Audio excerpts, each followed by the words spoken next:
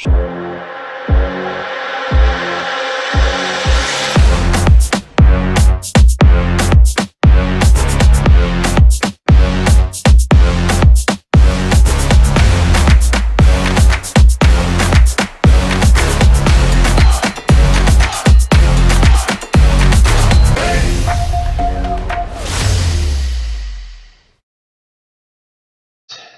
joining us for our round table, we've got our moderator, Erin Stearns, handles complex tax litigation as an attorney at IRS Office of Chief Counsel, large business and international in Denver, Colorado. She also teaches tax research and writing and civil and criminal tax procedure as an adjunct professor at the University of Denver Graduate Tax Program.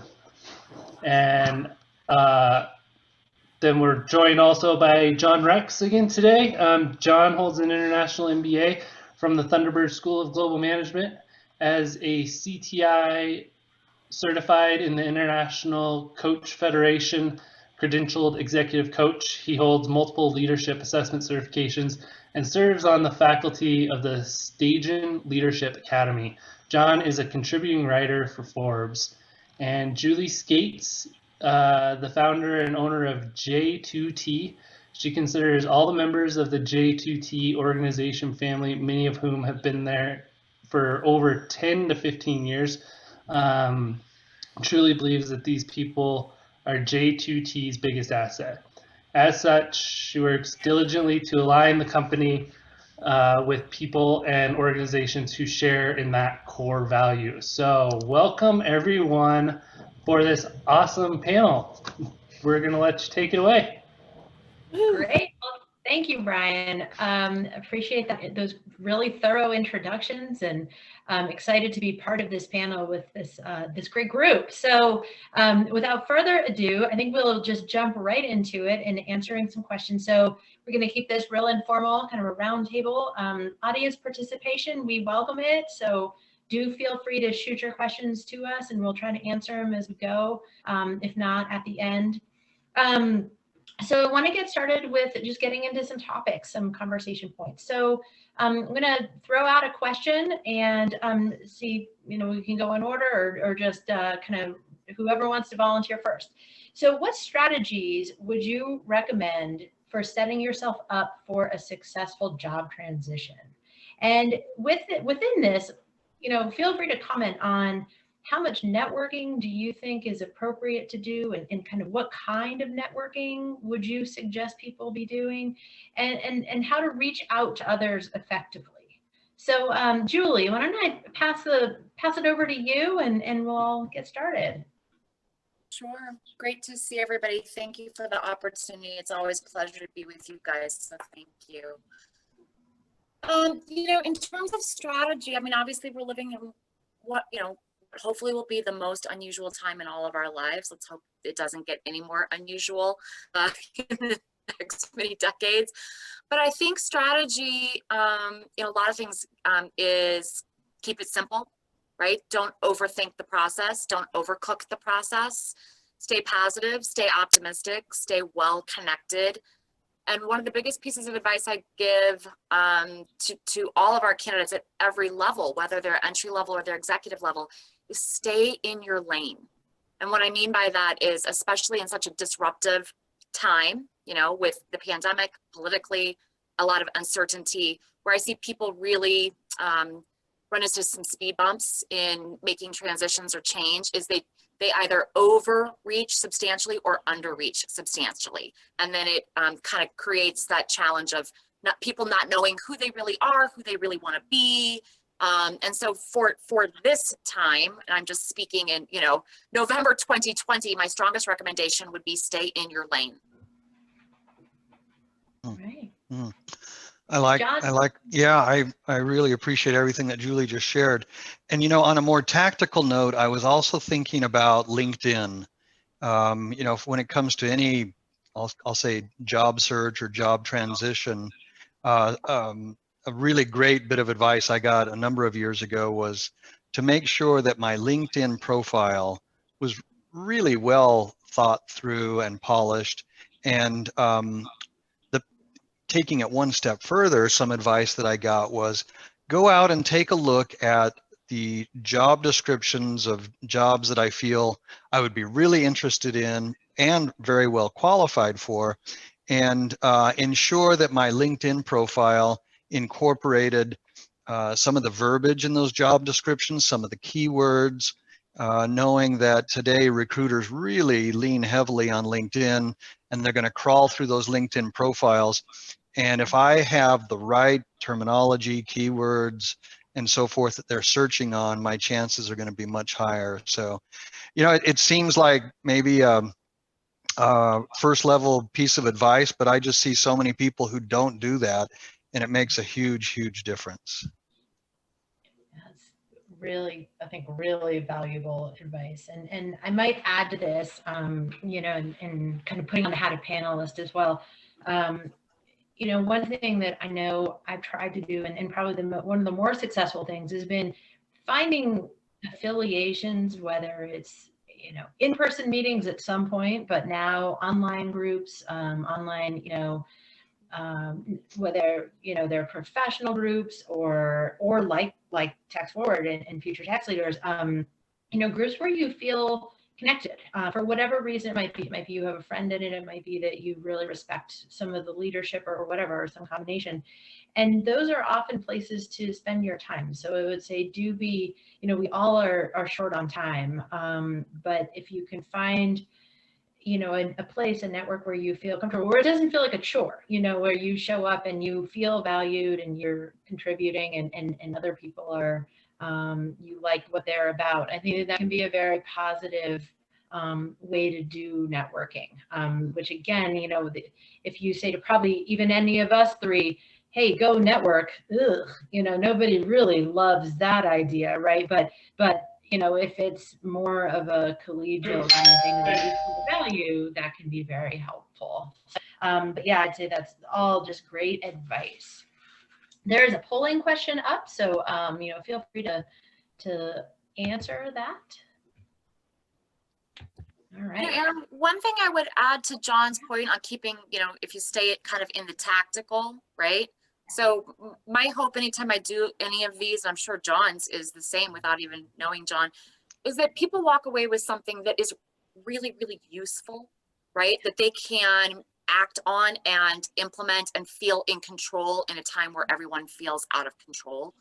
And and if you are in transition or looking to make a change, one thing I would encourage is recognize how fatigued human beings are right now at work, at home, right? It's such an emotionally charged time, and that people are working 3 times as hard for the same amount of output that they may have needed to exert in 2019 and so on. And so many, the number one complaint I hear about recruiters is that I never hear back, right? I never hear back. I never get any follow-up. I never get any follow through. One of my recommendations to all my candidates, whether they're being self-represented or represented by a recruiter in the marketplace, is that initial touch or reach. If it's something that was public and live, let's say it went on Indeed or LinkedIn Recruiter or on Lose List in Denver, whatever it is, it's very likely that the initial input and response that recruiter, internal or externally, getting is probably pretty substantial. And then they've got to, kind of go through the volume, right? In 7 to 10 days, when the dust is settled and they've got better clarity on what their candidate pool really looks like, and if there is a possibility for a slate or if they have to go broader, that is actually a better time to really be active on the follow-up and the pursuit versus that singular touch and then like, I never heard, it was a black hole. That's going to happen. That's the world we live in. That's the technology that, for good or bad, drives the search function. And so that proactiveness at the right time, I think, serves people exceedingly well, knowing when to follow up. Yeah, and it sounds like you're recommending 1 to 2 weeks after that initial contact. Is that kind of the timing you're saying, Julie? Yeah, right now, again, I'm speaking to current conditions. We're suggesting to candidates, regardless of where they're represented or if they're being self-represented, is give people a chance to come up for air. Yeah. Because they're so overtaxed that they probably won't have any direction, any feedback, or any honest input for a minimum of 7 to 10 days, more likely 2 weeks. Mhm. And so patience, right? Even in a time where it is really hard, especially if you are not working, patience is a very challenging and really difficult spot to put human beings in when they're really uncertain what the future looks like. But giving the receiving end time to really know what the response is, what the directive is, I think sometimes is huge. Just give them a chance to breathe and then be appropriate and consistent in your follow-up.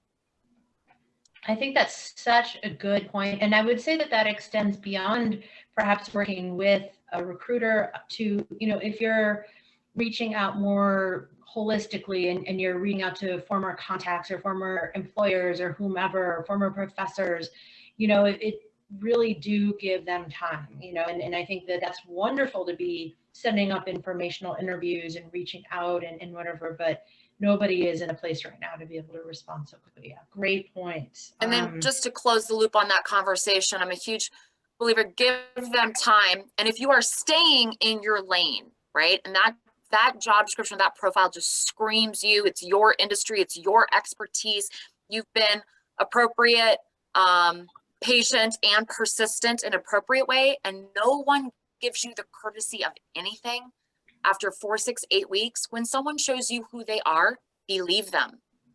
Because the culture fit on both sides is critical. And so if an organization or a human shows you time and time again that they don't have time when you have invested time, I would believe them and move forward. Don't wait. Yeah, move on. The other thing that was coming to my mind as I was listening to you, Julie and Erin, about just allowing some time to go by before you circle back. In my experience, sometimes if people circle back too quickly or too frequently, what it really demonstrates more than a go-getter attitude, it demonstrates more like a desperate kind of mindset. And that desperate mindset probably isn't going to come across very strongly. And so taking your time, being patient, engaging in a confident, timely manner feels like it would be much more effective. Great. That's great. Thank you. And just to touch on that, I think that, this is such a vulnerable process, right? When people decide that they're looking for a new job, whether it's they're in a job they know they want to leave, or they're unemployed and have to, how do you keep that confidence up? How do you portray what are some tips that you have for really reaching out to the world, but in a way that doesn't appear desperate or unconfident? Yeah, I have a couple of thoughts on that, and would love to hear from others too. I mean, the first thing that comes to mind for me is whether it's a job, loss of a job, or any other crisis that we might go through,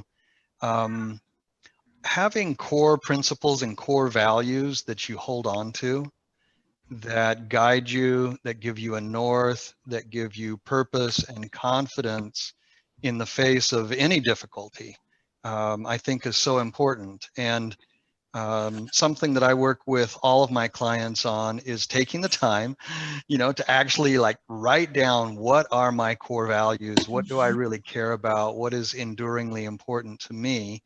So that when the storm hits, you know what you're going to lean on, who you're going to lean on, and where you're going to find your strength. So I think that's a really important element in all of this. It's great counsel. Great advice. Great. Well, thanks. So I want to go to a question. I know that this is a time of transition for everyone in different ways. And so a question really is about, how this sort of old adage of how long do you need to stay in a job? When I was first in the career force, I had this impression that you had to really stick it out for long enough that there was something to put on a resume. But the question now, given just exactly that there are no norms really right now in 2020, is can you give any advice for, what is a reasonable amount of time to stay?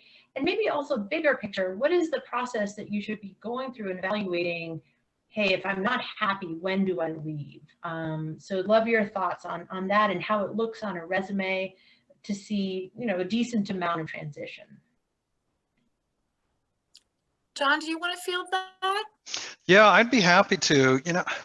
So, I did CFO work for 25 years. I was CFO of Microsoft North America for a number of years. I was CFO of CEBA Vision before that, and CFO of the Americas at Kodak. And so I looked at a lot of resumes and hired a lot of people. And when I saw like repeated short tenures, that always got my antennas up, because there were a couple of things that went through my mind. Like, does this person not play well with others? Do they not have stick-to-itiveness? Those are kind of a couple of the first questions that would pop into my head. If I saw like one or two short-term jobs, like, okay, life happens, things happen. But if I saw like a very clear pattern of what I'll call job hopping, 12 months and then on, 18 months and then on, it just made me wonder about the candidate. And one of the things that made me wonder, particularly at more senior levels, is did they ever stay any place long enough to prove and to show and demonstrate what they're truly capable of? Did they ever stay any place long enough to live the consequences of the decisions that they made, be it org changes, marketing strategies, whatever? Did they ever live the consequences of their decisions? So, while recognizing there are always unique situations, I think a pattern of short tenure usually doesn't send a great signal. Okay. Thanks. There is another polling question up, but Julie, do you want to add to that? No, I think John is spot on. I think that life happens, right? And so, I'm in a very, very different situation than John is in terms of how I look at, candidates and their backgrounds and so on and so forth. And we get to be voyeurs, right? On our end, our clients and our candidates are extremely real and raw. Things that they may not say, right, in a more formal sitting or such situation. It's always quite amazing to me what our candidates and our clients will share in some really real and vulnerable and necessary ways to navigate things. But I think staying power is really critical. Again, I think we all get a hall pass on the occasional, like, wow, that was a mistake. I think everybody in life deserves a hall pass. But if there's trends, that is alarming. I tend to be a more kind of like tough love on my candidates, in the sense that if you haven't figured it out, you need to stop doing that on somebody else's nickel. It's okay to figure it out. And it's okay to say, like, I don't know what I want to do when I grow up, whether you're 25 or 55. That's a totally acceptable answer. Stop doing it on somebody else's nickel and go figure it out. There will be a lot of negative that comes out of this year. There will also be a ton of positive. One of my favorite things out of something bad, if that's acceptable to say, is that what we'll see, we're specific to Denver and Boulder, which are very entrepreneurial markets, lots of small business, lots of privately held business. We're not a big business market in Denver and Boulder. And a lot of what we will see out of this is a lot of entrepreneurs will be born, right? Ideas that people have been sitting on, really, really great companies that they've been too afraid or nervous to launch because stability of, working for a great company and a great paycheck and all of those things, if that goes away and you're left with, now what do I do? There'll be some really cool stuff that will come out in terms of businesses being sprung. But, going back to the point of like skippiness and moving around, figure it out. Take the time to figure it out, right? Do the work, dig deep, get clear, and then act on that clarity.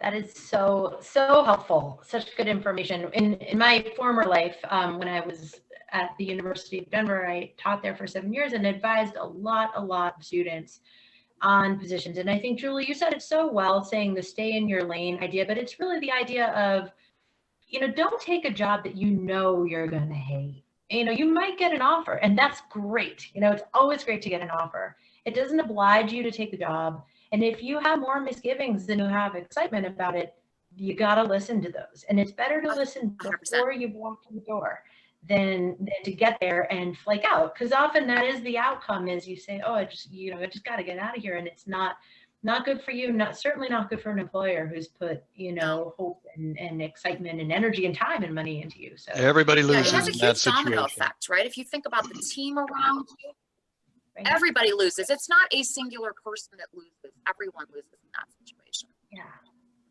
It's unkind. Yeah.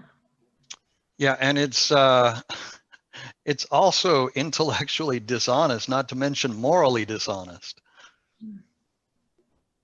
Yeah, and I mean, I think there are some jobs where everything looks great and you think the people are great, and you show up and then you realize, oops, this isn't great. And that's not really what we're talking about here. Right. I think. Yeah. It's that, Yeah, life happens.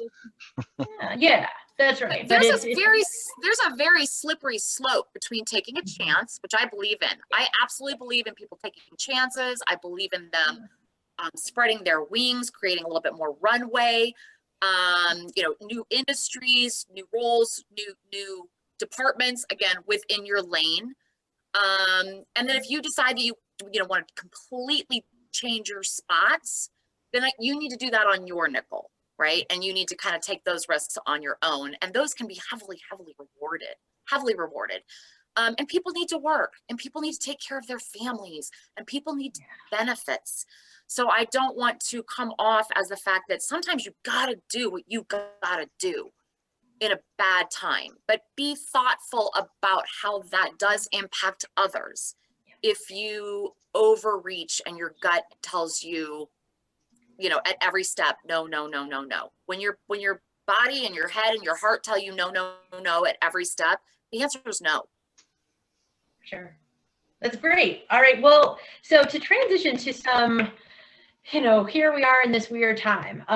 So would love to hear your thoughts on some do's and don'ts for the current moment, 2020, someone who's looking for a job. So Julie, do you want to start out with that, and we'll all weigh in? Yeah, I mean, I think we've covered on a lot of them that I won't restate, because I think that, John's brought up some really perfect examples.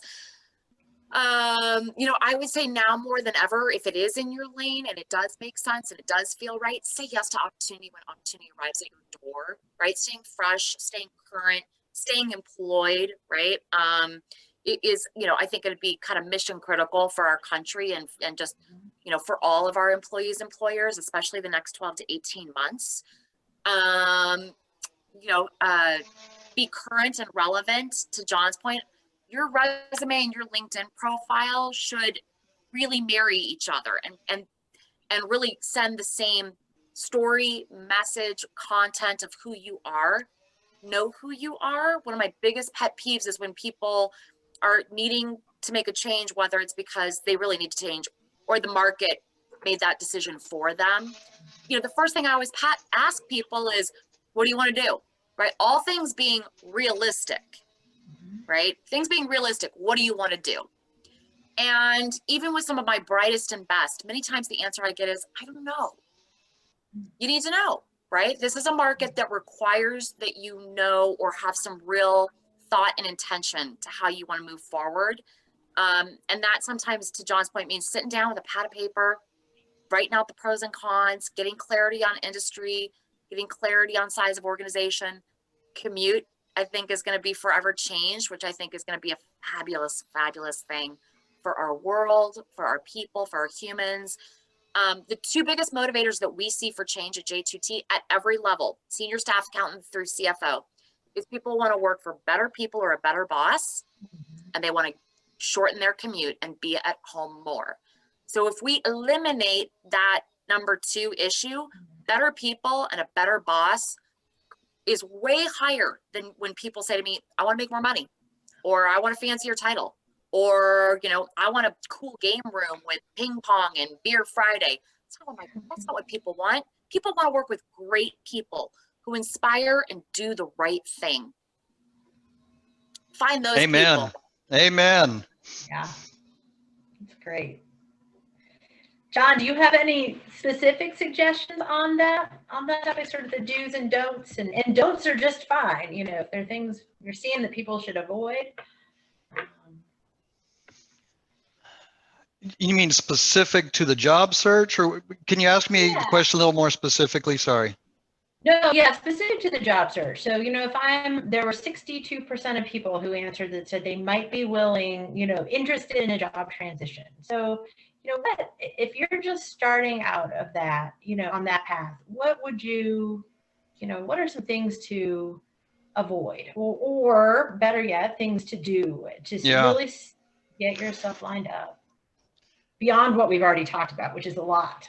Yeah. Well, you know, what I'm going to say now maybe follows the thread of what Julie was just talking about. Just a couple of weeks ago, I published an article on Forbes magazine, and it was about, you know, not chasing money. Most people that I talk to is like, why do you want to get promoted, or why do you want to change jobs? Because I want more money. That is like the absolute worst reason to go into a transition or to seek a promotion.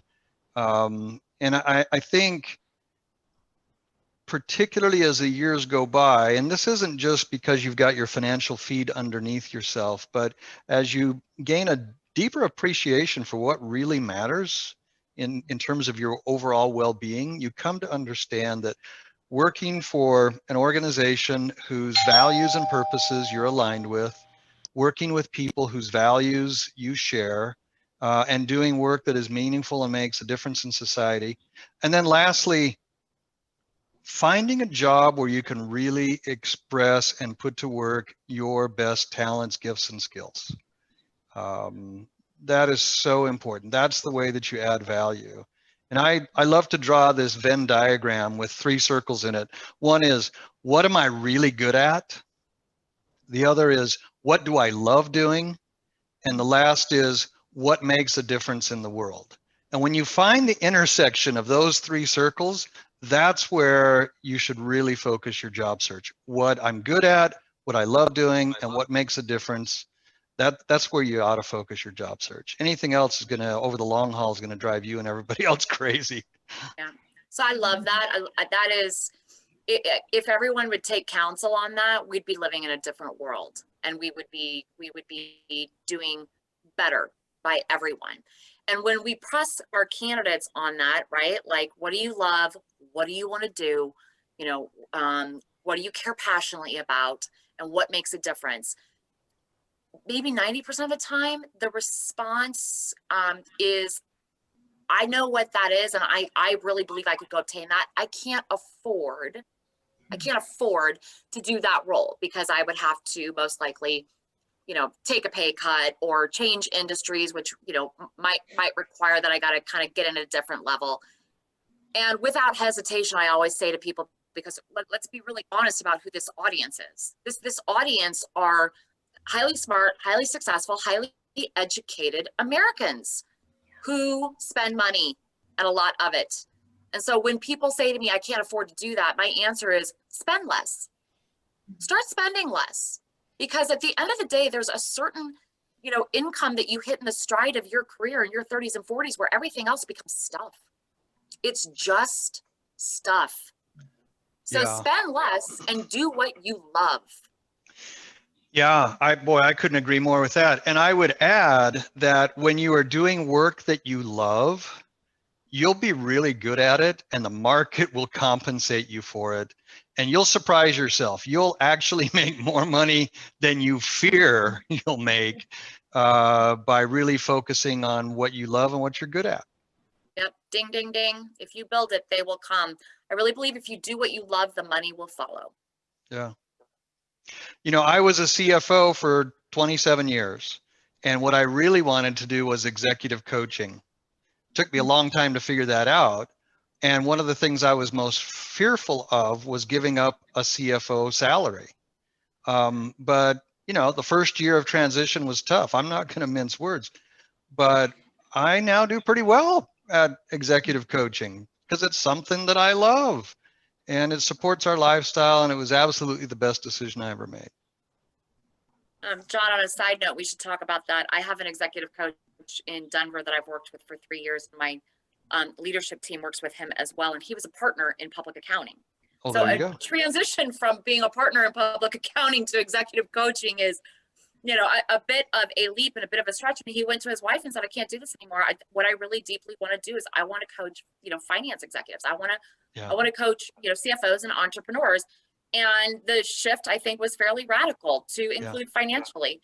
And if you met him today, he lights up a room because he loves what he's doing, and he makes a difference in lives. And he's made a difference in my life and the life of my staff. And we are better in every capacity for having that executive coach who's doing what he loves. Yeah. Wonderful. That's right. That's right.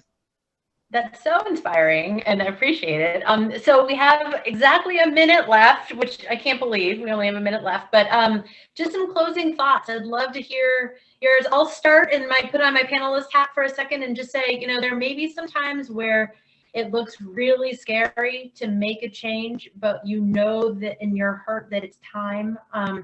You got to listen to yourself. You don't cover it up with fear, and really just among the theme of here of, you know, when you know that there's something out there that you want to do, and even if it's so different, you know, give yourself the space at least to explore it, and then see what happens from there.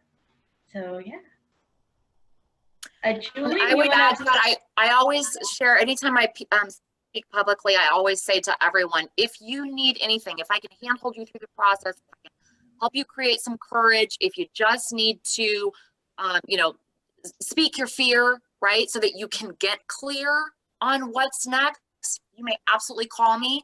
You may call me directly. Ashby's got my contact information. But there is a whole world of opportunity out there, and our country, both in election as well as pandemic, will get through this, and there will be bright, bright, bright opportunities. So you're allowed to feel the fear, and you should. You'd not be human to be feeling some fear right now, but know that we'll come through it, and there is light on the other end. Awesome. Thanks.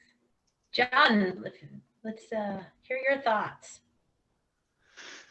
Yeah, you know, these are crazy times that we live in on just about every level, whether it's the pandemic, racial strife in our country, political strife. And I'll just go back to something that I said earlier. And you know, this is what I tell my coaching clients too.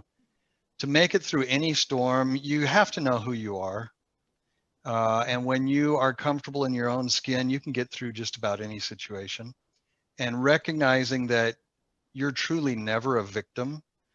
You can always be a leader. You can always choose your attitude in every situation. You can have all kinds of freedoms taken away from you, you know, food, clothing, shelter, etc. But you can always choose your attitude and the mindset of taking responsibility. You always have the ability to respond in every situation. And when you do, you'll show up with confidence, you'll show up with power, and you'll be able to accomplish the things that really matter to you. Awesome. Well, I'm leaving inspired by this. Thank you both for your time and really wonderful advice and thoughts. And thank you all out there attending. Have a wonderful day.